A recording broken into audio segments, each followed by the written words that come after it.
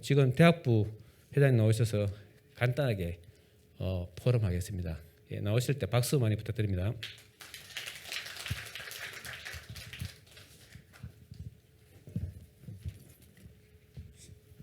네, 다시 한번 인사드리겠습니다. 대학부 회장 원래 섬기게 된 조현우 랩런트라고 합니다. 반갑습니다. 네, 저는 원래 대학부 1년 방향에 대해서 간단하게 여러분들께 소통드리겠습니다.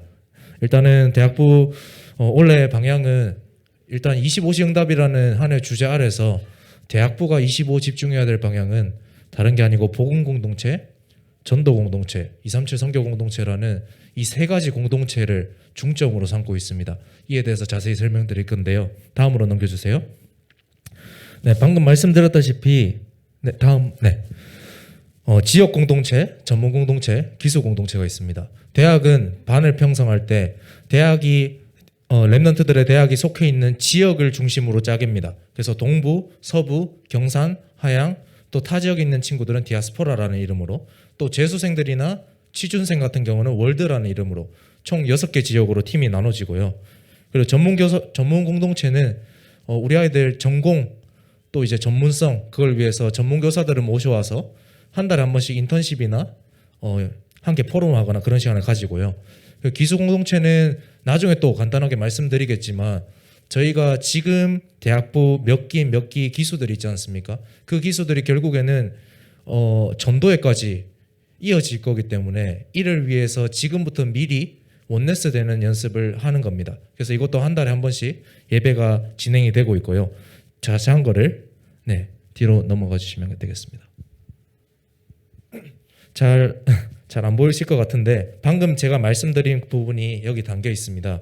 다시 한번 간단하게 말씀드리면 지역 공동체는 6개 지역으로 나눠놨고요. 그 6개 지역이 아크라는 개념으로 매주 한 번씩 줌으로 아니면 오프라인으로 모입니다. 아크라는 이름은 노아의 방주 안에 들어가면 모든 것이 살지 않습니까? 다 살아남지 않습니까? 그런 것처럼 우리 아이들이 지금 대학이라는 홍수 현장 속에 있는데 그곳에 언약 붙잡은 방주 안에 들어가면 살아난다는 그 취지로 이름을 아크 모임이라고 만들었습니다. 그래서 계속 아크 모임이 진행되고 있고, 그리고 개인별로 팀 사역이 필요하거나 다락방이 필요한 아이들은 현재 인도받고 있고요. 그리고 대학은 다른 부서들과 다르게 로컬이라는 교회 현장만 신경 쓰는 것이 아니라 다른 교회와 연합해서 함께하는 파라라는 시스템이 있습니다. 이 파라에 인도받기 때문에 파라 지교회가 지역별로 진행이 되고 있습니다.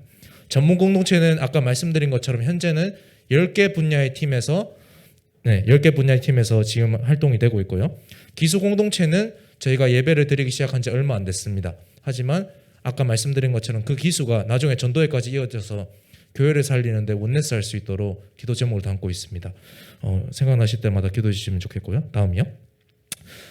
훈련 시스템에 대해서 말씀드리면 대학부는 많은 훈련들을 진행하지 않습니다. 대학생들의 시간표가 워낙 다양하고 다르기 때문입니다. 그래서 3가지 훈련만 하는데 하나가 서밋타임, 월화수 줌으로 진행이 되고 있고요. 이거는 항상 목사님께서 그 주에 강단, 대학부, 구역공과 말씀을 정리해 주시고 묵상 선구와 호흡 기도를 진행하고 있습니다.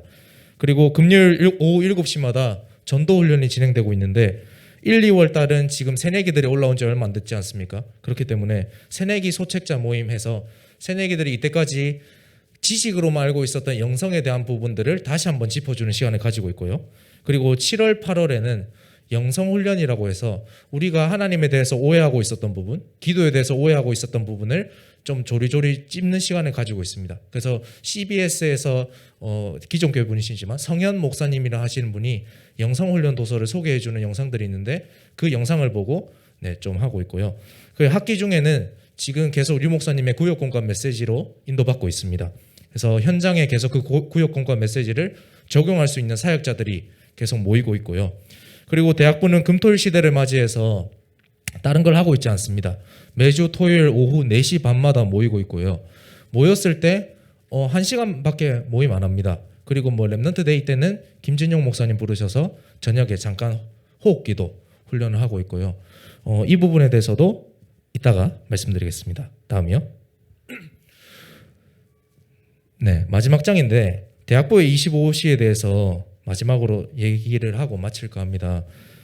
제가 여기가 어떤 모임인지 솔직히 모르고 왔습니다. 그래서 제가 7대 기도 제목 이걸 보니까 산업선교의 기도 제목이 이거더라고요.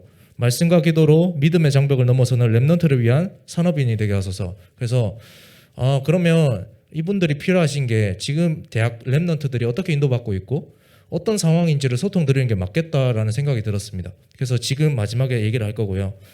대학부는 아까 말씀드린 것처럼 상공동체, 지역, 전문, 기수 이거를 이 응답이 지금 대학 시절만 받는 응답이 아니라는 걸 인지시킬 거고요. 무슨 말이냐면 이 지역 우리가 어떤 현장을 가든지 청년국을 가든지 다른 교회를 가든지 중직자가 되든지 간에 내가 속한 현장에서 전도운동을 하는 것은 전도자로서 당연한 정체성입니다. 그렇기 때문에 이 정체성을 심어주기 위해서 지역 전도운동을 하는 거고요. 전문 현장을 살리기 위해서는 그 전문 현장에 담임 목사님께서 예전에 언급하신 부분이 있는데 사단이 학문의 흐름을 다 가져갔다. 그러나 학문의 주인은 하나님인데 그 흐름을 빼앗아 올 자가 교인 중에 없다라고 담임 목사님께서 언제하신 바가 있습니다. 그렇기 때문에 우리는 그 전문별의 그 사단이 장악한 전문별 흐름 속에서 복음의 흐름을 갖고 올 전문인과 제자들이 원네스되는 그걸 위해서 계속 할 거고요. 기수는 아까 말씀드린 것처럼 전도회까지 이어져야 되기 때문에 그게 교회 사역으로 이어져야 되기 때문에 어쨌든 이 3공동체라는 것은 평생 대학생들이 나이가 들어서까지 받아야 될 응답들입니다. 그래서 우리는 이 세 공동체가 평생 받을 응답임을 인지하고 3집중을 합니다. 말씀기도 전도 그것밖에 안 합니다. 그렇게 해서 3시대 살리는 게 저희의 궁극적인 목표입니다. 그래서 메시지에서도 류 목사님께서 계속 언급하시지만 대학 시절은 응답받는 시기가 절대 아니라고 저도 생각하고 목사님들께서는 말씀하고 있습니다. 자기 인생에 대한 그림이 확정돼야 된다고 항상 말씀하고 계십니다. 그래서 그 그림을 대학 현장에서 조금씩 맛보는 시기가 지금 이 시기라 생각합니다. 어제 류 목사님 핵심 본론에 말씀하신 것처럼 현장에 나가서 확인하는 건 청년의 때이기 때문에 그 전에 대학 시기에 무조건 대학생들은 이 맛을 한 번씩 봐야 된다고 생각합니다. 그래서 대학부가 솔직히 말해서 코로나 이후로 많은 아이들이 대학 흐름에 들어오지 못하고 이런 부분이 사실입니다. 그리고 교회 전체적인 흐름에서도 지금 소년부, 중등부, 고등부, 대학부 이렇게 금토일 시대를 맞이해서 어떤 행사를 같이 하자, 인턴십을 같이 하자 이렇게 말씀하시는 부분이 있는데 저희의 입장은 어떻냐면 저희는 아까 말씀드린 대로 첫 줄에 나와 있는 대로 이 부분에만 집중할 겁니다. 무슨 말이냐면 저희는 행사를 남기는 것이 주 목적이 아니라고 생각합니다. 행사가 아니라 제자를 남겨야 된다고 생각합니다. 이 제자들이 내실을 다지는 게 중요한 시기라고 생각합니다. 그렇기 때문에 저희는 금토일 시대에 다른 행사, 훈련 저희의 시간표에 맞게 아무것도 하지 않습니다. 그냥 제자들이 유 목사님이 25라는 그 한 해 말씀을 가지고 지금 계속 학원 복음화로 구역공과로 계속 말씀을 선포하고 계시는데 이 말씀이 삶에서 어떻게 실현이 되는지 내 삶에 어떻게 성취되는지 그걸 하나하나 맛보게 해줘야 되거든요. 근데 그 제자들이 조금씩 일어나고 있다고 저도 확신하고 정병수 목사님께서도 확신하고 계십니다. 그래서 여러분들께서는 산업인들이시지 않습니까? 또 교회에 헌신을 하시는 분들이지 않습니까? 제가 감히 이런 말씀드리긴 그렇지만 부탁드릴 것은 우리 렘넌트들이 우리 중직자분들과 함께 교회에 헌신을 할 때도 있습니다. 전문성에 맞게 어떤 걸 도와야 될 때도 있습니다. 하지만 그 아이들을 볼 때 이 아이들이 대학 시절에 꼭 받아야 될 응답이 무엇인지를 여러분들은 꼭 인지하셔야 되고요.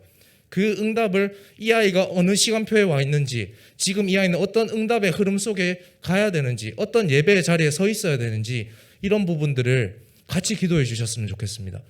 제가 아무리 생각할 때 산업인들이 해야 될 렘넌트들을 향한 오직은 그 부분인 것 같습니다. 그래서 저도 마지막으로 말씀드리면 회장 이번에 하면서 제가 대학부에서 오직할 부분은 다른 거 없습니다. 제가 대학부 160명 전체를 보살필 수가 없기 때문에 저는 임원 8명만 계속 이 아이들의 빈 곳이 어떤 건지 문제가 어떤 건지 계속 저랑 포럼합니다. 어떤 게 문제인지 어떤 게 살면서 어려운지 저는 그런 걸 말씀 들으면서 이번 주에 이런 말씀 나왔는데 학원 보고만에서 이런 말씀 나왔는데 나도 이렇게 해보니까 이 문제가 그게 아니더라. 하나님 시간표 속에 꼭 필요한 문제더라. 그런 걸 고백하고 포럼하고 우리 아이들이 그렇게 하면서 이거 문제가 아니었네? 말씀이 떨어졌고 그 말씀의 시간표 속에서 그건 당연히 올 수밖에 없는 문제였네. 그럼 우리가 해야 될 것은 집중밖에 없구나. 이런 결론들이 계속 조금씩 소수의 제자들 사이에서 나오고 있는 것을 확인하게 되었습니다. 그래서 정말 대학부의 삶 공동체를 위해서 기도해 주시고, 담임 목사님께서 신년 때 제1, 2, 3 성전이 무너진다는 그 얘기를 정말 장황하게 길게 설명하셨지 않습니까?